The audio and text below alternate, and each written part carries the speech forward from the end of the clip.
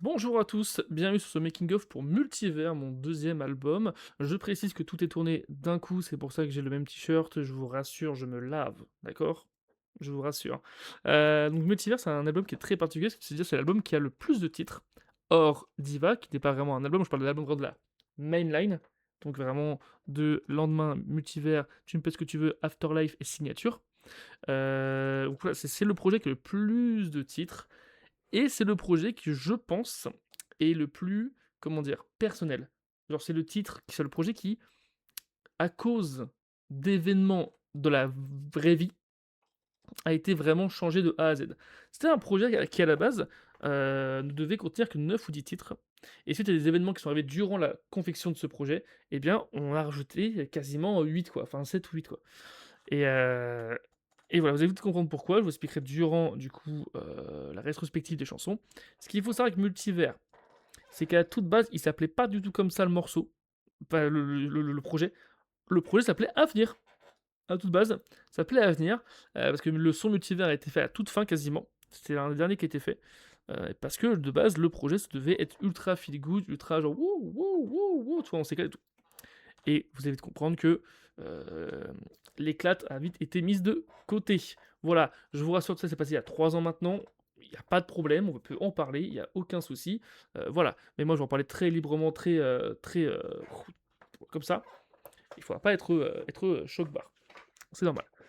Enfin bon, voilà, Multivers, c'est aussi l'époque où j'avais pas encore les plateformes de streaming à faire plaisir. Tu vois, j'ai pas encore un label un peu à comme ça, tu vois, casser dans le sens du poil. Du coup, il y a beaucoup de covers, des trucs comme ça. Beaucoup de musique où je vérifiais pas si je pouvais mettre en ligne tout. Donc c'est pour ça que sur les plateformes, il y a rien. Du Multivers, il a été amputé de la moitié de ses sons sur les plateformes parce qu'il y a plein de musiques, dont Bonne Fille, qui ne pouvaient pas être dessus. D'ailleurs, Bonne Fille, on écoute rapidement ça. Voilà. Bonne Fille, c'est hilarant parce que... comment dire? Bonne Fille, c'est avant moi qui ai vu qu'il l'a kill, qui a fait... Il est vraiment trop bien, Standing. Viens, j'en fais une à moitié French cover, à moitié je reprends des paroles et en fait je change un peu. Tu vois. Et bien en fait, c'est ce que j'ai fait, du coup j'ai repris les paroles de Bonne Fille, genre à peu près ce qu'elle voulait vraiment dire, mais en adaptant un peu avec ma sauce. Et c'était une période de ma vie où effectivement il y avait des petites questions qui se posaient sur bah, je suis un gars, mais ouais, des fois, ça m'arrive de me dire que je suis belle, ça me dérange pas, tu vois. Et donc tout découle de là. Bonne Fille découle de là, découle d'une confusion, tout simplement. Et voilà. Donc cette version-là de Bonne Fille, hein. Pas la version longue, que la version là, tout simplement. Donc voilà pour Bonne Fille, tout simplement. Ensuite, il y a eu Avenir, qui du coup était censé être la chanson un peu événement de l'album, qui du coup devait donner son nom à l'album. Chanson d'amour ultime, pour le coup, je pense que j'avais fait un truc encore plus amoureux que ça. Et on se rappelle du clip, bien sûr, avec plusieurs scènes d'animés, de films et tout. Ça a fait parler des gens à l'époque. Les gens avaient beaucoup aimé les clips à l'époque. Et que dire d'avenir? C'est juste une chanson que j'ai fait dans un temps record. J'ai trouvé une instru que j'aimais bien. J'ai juste pensé à la personne qui j'étais à l'époque. Et bam, c'est parti, Avenir. Et en fait, il y a ce côté-là aussi, c'était une de mes premières musiques vraiment comme ça, un peu genre dédicace, tu vois, un peu dédiée à quelqu'un. Maintenant, tu vois, je peux moins le faire parce que justement, il y a eu Avenir et tout avant. Donc, j'ai tellement tout donné dès le début. Ouf. Qu'est-ce que tu veux faire? Qu'est-ce que tu veux faire? Non, Avenir, c'est très bien. Ça a été pendant très longtemps. Fun fact, c'était pendant très longtemps, du coup, la musique la plus aimée de tout le monde. Euh, Pendant très longtemps, Avenir a été top 1 de musique. Je crois qu'elle a été. Elle a été dépassée en 2024 par Makima, je crois. Je sais plus. Je sais plus, mais elle a été dépassée en 2024, genre milieu ou fin d'année, quoi. Et je pense que cette année, si on refait un truc comme ça, en reprenant en compte du coup Signature et Diva et Palace, je pense que Avenir sera plus dedans, mais voilà. Donc voilà, c'est tout. Promesse, moi je dis que c'est la planète au trésor de mes chansons. Dès qu'on parle de musique sous-cotée, on pense à Promesse. Mais tellement on pense à Promesse que du coup elle est pas sous-cotée. C'est juste elle est genre top 1 des B tiers quoi. Des musiques un peu zone B quoi. Mais ouais, petite musique sympathique, good vibe, qui parle justement de passer un peu fissuré, hein, passer un petit peu bof bof. Mais c'est pas grave parce que c'est une journée ensoleillée. Voilà. Donc c'est une musique un peu à demi-teinte, mais qu'on peut écouter largement que pour le côté vraiment good vibe. Voilà. Donc une musique vraiment pour moi intéressante. Premier feat avec Big M bien sûr. C'est la fête. C'est la fête, on a rien à dire. En vrai, on a rien à dire, c'est juste la fête, c'est juste... on croise des filles, il y a de la boisson, c'est une boîte de nuit et basta quoi. Je prends le mic parce qu'on est à deux et qu'on chante quoi, point là. C'est tout. My Way, feat Blood Fear. Alors, ce qui est fou, c'est qu'à la base, anecdote, My Way devait être une reprise de l'opening 1 de Grand Blue. Voilà, ça te fait ta la la la la My Way. Et finalement, en y réfléchissant un petit peu, je me suis dit, mais Blood Fear ne va jamais avoir une voix suffisamment genre entraînée pour pouvoir chanter sur du Grand Blue. Du coup, j'ai fait une musique plus posée. La musique que vous entendez là, derrière là en fond là, je l'ai vraiment fait en mode posé, en mode sans trop réfléchir. Voilà, une petite musique sympa, good vibe sur les projets, sur la pression des auditeurs, la pression de devoir tout le temps faire mieux, etc., etc. Sujet très en avance, parce que finalement, moi, à cette époque-là, ça allait encore. Hein, j'étais vraiment en montée. J'étais encore... c'est un petit peu après mon prime, en termes de stats, mais j'étais encore en montée niveau artistiquement parlant. J'étais pas sur un truc de « Oh putain, faut que je fasse encore mieux maintenant ». Voilà. Mais c'est vrai que... C'est vrai que... Peut-être c'est fort la musique Peter, en fait, je suis désolé. Du coup, j'ai envie de faire cette musique-là, qui lui me dit « Frérot, tu viens de faire un truc de malade, là. T'as fait un son de fou. » Et je fais « Oh, je sais pas, tu sais, je trouve voilà, il est cool, mais sans plus, quoi. » Le son sort, tout le monde adore, les gens adorent. Et du coup, je fais un truc un peu bâtard, c'est comment dire, mais je me dis « Bon, sur les plateformes, on va pas mettre la version avec Blood Fear. » Non, mais parce qu'en fait, c'est mon seul feat et quelqu'un qui ne chante vraiment pas, tu vois. Autant Big M, c'est un peu le faire quand même. Sochi est une chanteuse, tu vois. Et sur Diva, il y a Okui, il y a Blake qui chante aussi. Vous savez que Blood Fear, de base, c'est un gamer, tu vois, c'est un YouTuber. Il est pas trop là-dedans, c'est pour la blague que je l'ai emmené avec moi là-dessus, tu vois. Voilà. Tout simplement. Mais je crois qu'il l'a jamais mal pris que ce soit pas sa version sur les plateformes. La définition de se taper un kiff. Moi, juste envie de parler de... On va kiffer cet été. Voilà. En franglais. Petit clip Minecraft qui accompagne ça pour un petit peu espérer de gratter un peu de stats à l'époque. C'est good vibe, c'est sympa.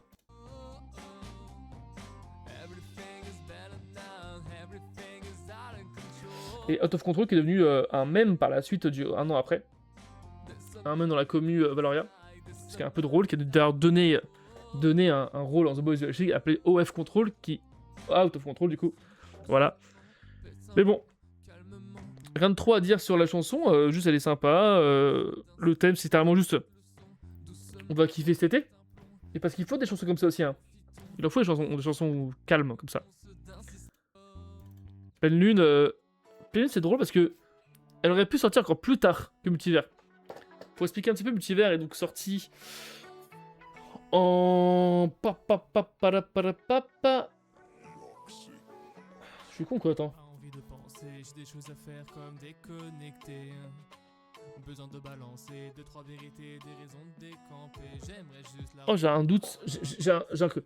Mais en gros, c'est vrai que Pleine Lune avait été envisagé, avait été commencé à être fait en fin 2020. Ah, c'est quand même quelque chose quoi. En fin 2020. Et j'avais partagé sur mon compte privé Twitter, je me rappelle, j'avais dit les gars, je galère, je ne sais pas quoi faire là. En juin 2022, ok. Je ne sais pas quoi faire de la musique, les gars. Je ne sais pas quoi en faire de cette musique-là, en fait. Et on m'a dit, non, mais le refrain est cool. J'ai fait que le refrain. Le refrain est cool et tout machin. Ok. Et le temps que je fasse les couplets, un truc assez... Après, je bossais pas toujours, mais genre le temps que je fasse les couplets, et bah il est sorti vraiment à ça de multivers. Il aurait pu encore sortir hors multivers et sortir pour tu ne peux ce que tu veux. Enfin voilà. Si je me trompe pas du coup, Pleine Lune, qui parle bien sûr d'une amour d'une fille, on part en vacances, tout ça, voilà.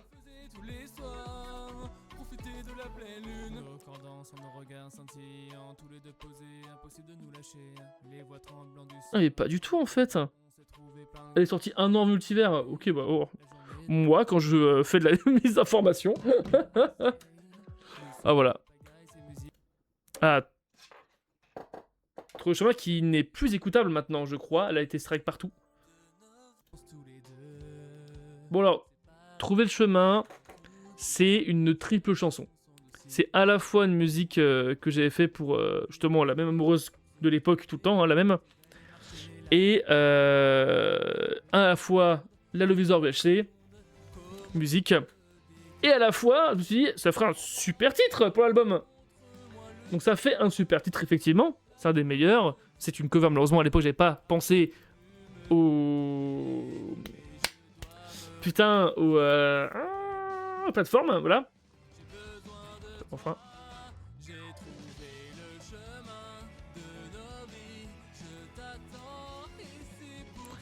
Après, c'est fou de se dire ça, mais je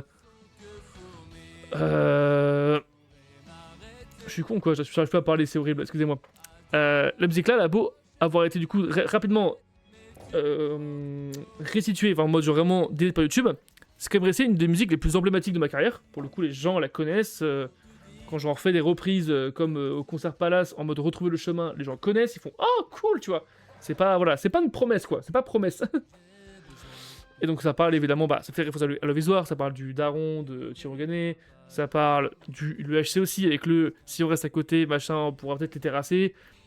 Mais ça parle surtout d'un amour qui est très fort à ce moment-là. Et du fait d'avoir été un peu sauvé, d'avoir été un petit peu guidé par cet amour-là. On espère que cet amour-là restera jusqu'au bout de l'album sur pied. Sinon, ah là, ce serait dommage d'avoir plein de chansons qui se rajoutent.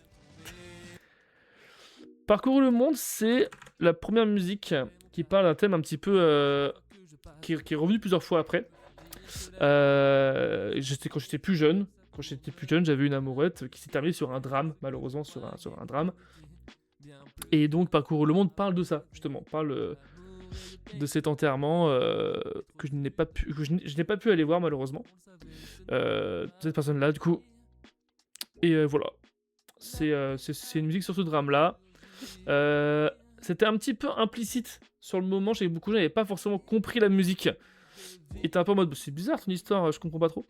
Il aura fallu attendre vraiment Afterlife pour que les gens comprennent que ah ok. Ah voilà. Parfois on sait même. Voilà, et là on arrive à donc Perdu le chemin. C'est Trouver le chemin version piano avec des paroles beaucoup plus tristes.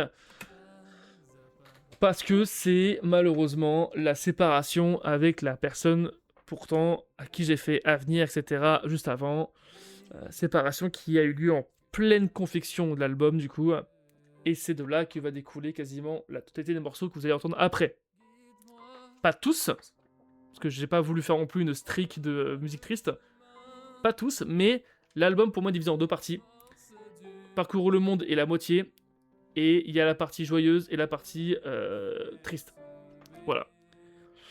Et donc, Perdre le chemin, bah, ça parle de, justement, je viens de perdre le chemin. J'ai plus mon guide, quoi. J'ai plus la lumière, voilà. Mais bah, c'est triste, là. Ensuite, Feeling. Feeling qui a été fait le jour même de quand c'était passé. Et c'est une musique, du coup, qui reprend Bones de Imagine Dragons. Qui reprend légèrement les paroles, mais pas trop. C'est-à-dire que les couplets sont complètement écrits par moi. Les refrains sont très inspirés des vraies paroles, mais pas trop. C'est vraiment, voilà, c'est vraiment mon style d'époque. Et ça a bien marché. Je crois que maintenant, Feeling a pas mal de vues et tout. Hein. ne pas le mal le vide. Et voilà, ouais, on a 1100 vues. Mais c'est vrai que cette musique-là, tout s'est passé, tout s'était arrivé. C'était mon premier réflexe a été de faire, ok, je vais cover Feeling, je vais cover Bones. Et voilà. Donc vous avez un peu de lore derrière tout ça. Et c'est pour ça que je dis que Multivers est l'album le plus personnel de tous. C'est parce que vraiment, il y a eu, durant la confection de l'album, vraiment des choses qui ont impacté le projet. Chose qui n'a pas été le cas. Il y a un peu de ça avec Afterlife, mais sur d'autres choses. Et voilà. On Fire, c'est quand même un peu comme pour Recto Verso dans Diva. J'avais dit que voilà, c'est lié à un contexte de l'époque. C'est évidemment très exagéré. C'est évidemment, il y a d'autres histoires qui sont aussi greffées. Mais c'était à l'époque, effectivement, encore une fois, des gens pas honnêtes, des gens qui se servent de toi pour aller à droite, à gauche. Voilà. Tu vois, quand j'étais au sommet, les gens étaient galants. Mais bon. Mais oui, c'était à l'époque où je traînais malheureusement avec des gens qui en réalité m'aimaient pas beaucoup, mais qui, parce que j'avais les contacts qu'il leur fallait, c'était bien de m'avoir dans leur poche, quoi. Sauf que, bah, faut pas non plus être trop bête. Et au bout d'un moment, bah, je le savais, et bah voilà, quoi. Dans tout ce contexte-là, du coup, On Fire, bah voilà. Et donc voilà, ça parle de ça. Et c'est ce que j'aime bien, moi, c'est pas faire juste diss track en mode juste ouais, je vous baise. Non, non, c'est genre quand même faire des musiques qui sont écoutables. Et si t'as pas la référence, tu vois, si t'as pas le contexte, ça s'écoute. Toi, recto verso, les gens qui ont pas les références, ils vont écouter ça banal, tu vois. Et voilà.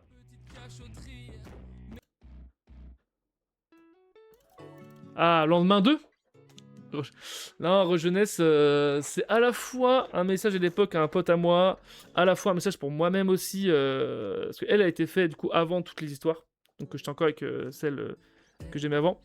Et en gros, Heureux Jeunesse, c'est l'histoire juste d'un gars qui voit son pote qui était trop tout le temps là avec eux, etc., qui était vraiment genre tout le temps présent, qui, tu sais, genre vraiment un groupe de potes quoi, qui voit en fait son pote se faire arracher par sa meuf et qui voit leur relation prendre une vitesse, genre grand V, vous. Et évidemment que ça finit rarement bien quand tout va super vite comme ça. Et donc voilà, c'est une musique là-dessus. Parce que moi, c'était une crainte. C'est pas arrivé comme ça, moi.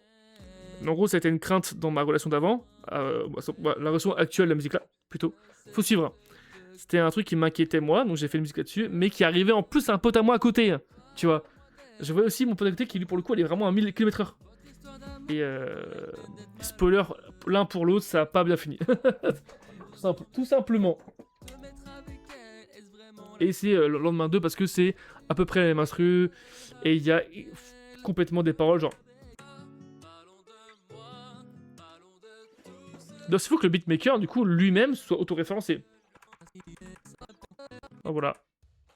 Tous les mêmes, encore une fois, moi qui fais pas attention aux plateformes de musique. Donc c'est Mika. Mika, Blame Me Hard Girl. C'est ma chanson bisexuelle. C'est ma chanson qui, pour ceux qui n'avaient pas compris, voilà, je suis bi. Et donc je parle du fait que ce soit les mecs ou les meufs, c'est pareil. Enfin, c'est pareil. Première mention de ma maman dans les musiques aussi. Où je dis... je crois que je dis dis à maman que je l'aime ou bisous à ma mère. Ah, c'est ça.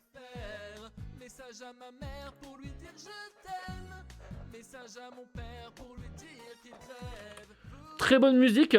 Malheureusement, bah, nerfée par le fait que bah, c'est une reprise, donc elle sera jamais sur la plateforme. Mais très bien, ouais. Et puis ça parle d'un sujet que peu de gens parlent forcément, parce que ça concerne pas tout le monde. Mais ouais, le côté ouais, garçon, fille, en fait, j'ai croisé des enflures dans l'un et l'autre. C'est pas du tout une chanson qui minimise, évidemment, les agressions des hommes sur les femmes.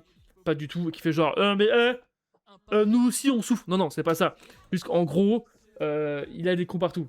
Tu vois, mais c'est pas du tout là pour minimiser, c'est pas du tout là pour invisibiliser, du tout. En voilà. Anne-Philippe Puccio, ça, on peut quand même dire merci la rupture. Hein. On n'aurait pas eu ça sans la rupture.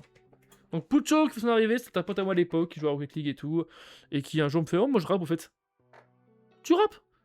Et du coup, on a fait une amie, énorme classique, qui est ressorti sans lui depuis. Pas du tout parce que j'aime pas son couplet ni rien, mais parce que j'aime bien au bout d'un moment, tu sais, sortir mes featuring sans les featuring. Sauf quand, genre, pour Mirage ou toi et moi, s'il y a plus le featuring, ça n'a plus aucun sens. Mais voilà. Chanson qui parle de, encore une fois, du rejet, du doute, du fait de garder en soi toutes ces émotions, etc. Encore une fois, la self-confiance qui est à zéro. Enfin, voilà, là, on commence à voir les thèmes, les thèmes de mes prochains projets qui sont bien mis là. Et ça parle aussi de la solitude. Et bien sûr, oui. C'est vrai que je l'ai pas dit, pour moi c'est évident. Sample d'Evangelion évident, d'où le titre Ayanami, voilà. Je me suis jamais fait emmerder pour avoir ça en titre d'ailleurs, c'était très bien.